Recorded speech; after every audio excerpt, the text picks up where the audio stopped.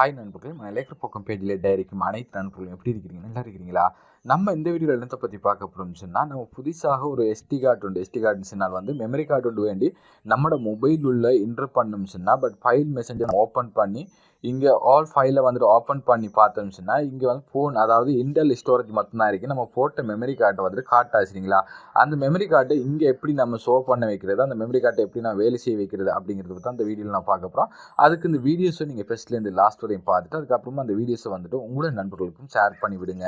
வீடியோவுக்கு போகிறதுக்கு முதல்ல நான் போடக்கூடிய வீடியோஸை தவறாமல் உடனுக்குடனே பார்க்கணுமாக ரெட் கலர் கூட சப்ஸ்கிரைப் பட்டனை டச் பண்ணிட்டு பக்கத்தில் பாருங்கள் பெல் சிம்பிள்னு ஷோ அதை டச் பண்ணி ஆளுங்கிறது கொடுத்துக்கொள்ளுங்க.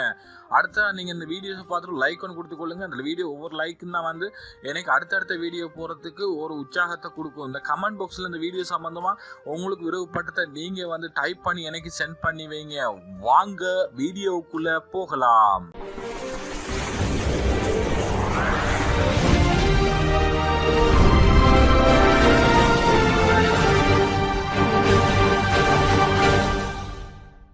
இப்போ நம்ம பார்க்கலாம் புதுசாக வேண்டின மெமரி கார்டை பட் நம்மளுக்கு ஃபைல் மெசேஞ்சரில் நம்மளுக்கு ஷோ ஆகலை. ஷோ ஆகலைங்கிற போது அந்த மெமரி கார்டை நம்மளோட ஃபோனுக்கு இன்னும் எடுக்கலை அப்படிங்கிறது அர்த்தம். பட் இப்போ நம்மளோட ஃபோனுக்கு எப்படி எடுத்து வர அப்படின்னு சொல்லி பார்க்கலாம். மேலே பார்த்தீங்கன்னா இன்டர்னல் ஸ்டோரேஜ்னு சொல்லி மாத்திரம் தான் இருக்குது. பட் கீழே எஸ்டி கார்டு எதுவுமே இல்லை.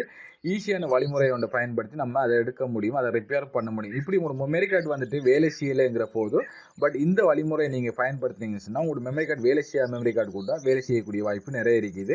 இப்போ நம்ம என்ன செய்யணும்னா ஃபோன் செட்டிங் போகும் சரிங்களா? ஃபோனில் இருக்கிற செட்டிங்ஸை ஓப்பன் பண்ணிக்கொள்ளுங்க. ஓப்பன் பண்ணிங்கன்னா சில மொபைலில் பார்த்தீங்கன்னா மேனேஜ்மெண்ட் ஸ்டோரேஜ் அப்படின்னு சொல்லிக்கும், சில மொபைலில் பார்த்தீங்கன்னா ஸ்டோரேஜ் அப்படின்னு சொல்லி வரும் சரிங்களா? இப்போ என்னுடைய மொபைலில் பாருங்கள் ஸ்டோரேஜ் அப்படின்னு சொல்லி வருது. உங்களோட மொபைலில் மேனேஜ்மெண்ட் ஸ்டோரேஜ் அப்படின்னு சொல்லி வருது. அந்த ஸ்டோரேஜ் ஓப்பன் பண்ணிக்கொள்ளுங்க. அப்படி நான் ஸ்டோரேஜ் ஓப்பன் பண்ணுறேன். ஓப்பன் பண்ணோம்னா இங்கே எஸ்டி கார்டு நம்மளுக்கு காட்டுது. பட் இங்கே ஃபைல் மெசேஞ்சரில் நம்மளுக்கு காட்டுது இல்லை சரிங்களா? ஃபைல் மெசேஞ்சரை பார்த்தீங்கன்னா ஃபைல் மெசேஞ்சரில் நம்மளுக்கு எதுவுமே காட்ட மாட்டேங்குது. இங்கே வந்தால் தான் நம்மளுக்கு அந்த மெமரி கார்டில் ஏதோ ஒரு மூவிஸையோ அல்லது ஒரு MP3யோ ஒரு ஃபோட்டோஸையோ நம்மளுக்கு ஷேர் பண்ணுறதுக்கோ அல்லது கம்ப்யூட்டர்லேருந்து நம்மளோட மெமரி கார்டுக்கு மாற்றுறதுக்கோ அல்லது ஃபோன் மெமரியிலேருந்து மெமரி கார்டுக்கு மாற்றுறதுக்கோ இங்கே வால் ஃபைலில் நம்மளுக்கு அந்த எஸ்டி கார்டை காட்டினால் மாத்திரம் நம்ம சேஞ்ச் பண்ண முடியும்.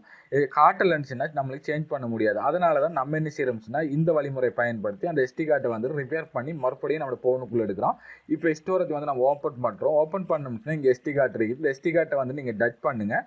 டச் பண்ணிங்கன்னா இங்கே மூட் அப்படிங்கிறது நீங்கள் டச் பண்ணுங்கள். டச் பண்ண உடனே கொஞ்சம் நேரம் ப்ராசஸ் ஆகிட்டு அதுக்கப்புறமாக உங்களுக்கு ஃபைல் மெசேஞ்சரில் போய் பார்த்தீங்கன்னா இதை ஃபுல்லாக கிளியர் பண்ணிக்கோங்க. கிளியர் பண்ணிவிட்டு இப்போ ஃபைல் மெசேஞ்சரில் நீங்கள் ஓப்பன் பண்ணி பார்த்தீங்கன்னா இங்கே எஸ்டி கார்டு வந்துருச்சு சரிங்களா?